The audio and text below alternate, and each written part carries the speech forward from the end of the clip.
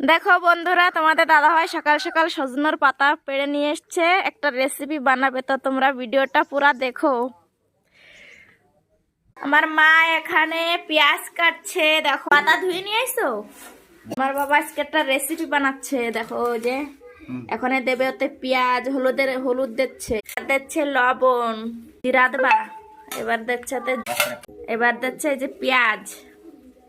বেশি করে দাও, একটু বেশি করে দিলে ভালো লাগবে না। দাও, তোমাদের দাদা ভাই ঝাল খেতে চায় না, ওর জন্য ঝালও দিতে চায় না। কি দিচ্ছ? আদা রসুন পেস্ট দেবে। হতে বেসন, চাউলের গুঁড়ি দিলে ভালো হয়, তো বেসন দিয়ে বানাচ্ছি। দাও 4-5 চামচ দাও, ভালো করে মাখাও। জল দেবো অল্প একটু। খাওয়া বসিয়ে দিচ্ছি, এখন দিয়ে দেবো তেজপাতা। দাও।